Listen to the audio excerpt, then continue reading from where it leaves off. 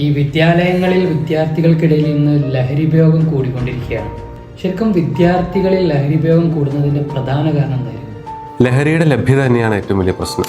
ഇപ്പോൾ നമ്മുടെ വിദ്യാഭ്യാസ സ്ഥാപനങ്ങളുടെ 100 മീറ്റർ അകലെ അല്ലെങ്കിൽ 10 വാര അകലെയൊന്നും അതിനുള്ളിൽ ലഹരി വസ്തുക്കൾ വിൽക്കരുതെന്ന് സർക്കാർ കർശനമായി ഉത്തരവിറക്കിയിട്ടുള്ളതാണ്. എക്സൈസ് വകുപ്പും പോലീസും ഒക്കെ സമയാസമയങ്ങളിൽ ബോധവൽക്കരണം നടത്തുന്നുണ്ട്. പക്ഷേ ഇപ്പോഴും സ്കൂളുകളിലെ വളരെ അടുത്ത്, വളരെ പ്രോക്സിമിറ്റിയിൽ ലഹരി വസ്തുക്കൾ ഉപയോഗിക്കുന്ന അല്ലെങ്കിൽ അവരെ ഉപയോഗിക്കാൻ പ്രേരിപ്പിക്കുന്ന ഒരുപാട് സംവിധാനങ്ങൾ വർക്ക് ചെയ്യുന്നുണ്ട് എന്നുള്ളതാണ് സത്യം.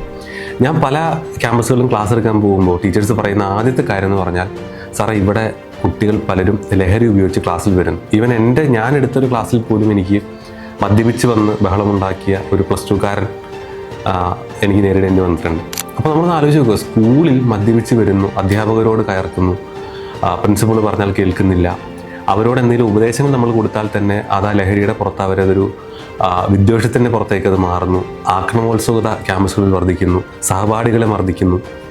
പണ്ടൊക്കെ നമ്മൾ കേട്ടിട്ടുണ്ടോ, സ്കൂളിൽ കത്തിക്കുത്ത് നടന്നു, അല്ലെങ്കിൽ കുട്ടികൾ ചേരിതിരിഞ്ഞ് ആക്രമണം അഴിച്ചുവിട്ടു, ഒരു വിദ്യാർത്ഥി മറ്റൊരു വിദ്യാർത്ഥിയെ കൊല്ലുന്നു, ഇങ്ങനെയുള്ള സംഭവം നമ്മൾ കേട്ടിട്ടില്ല. അപ്പോൾ ഇതുപോലുള്ള മാരകമായ സംഭവങ്ങളുടെ എല്ലാം പിന്നിൽ പ്രവർത്തിക്കുന്ന ലഹരി തന്നെയാണ്. അപ്പോൾ ഈ സ്കൂളുകൾക്ക് ചുറ്റും ലഹരി ലഭിക്കുന്നില്ല എങ്കിൽ പോലും മറ്റിടങ്ങളിൽ നിന്ന് ലഹരി നമ്മുടെ വിദ്യാഭ്യാസ സ്ഥാപനങ്ങളിലേക്ക് ഒഴുകിയെത്തുന്ന പലവിധ വഴികളുണ്ട്. അതിന് തടയിടാനാണ് നമ്മുടെ ഭരണകൂടവും സംവിധാനവും ശ്രമിക്കേണ്ടത്.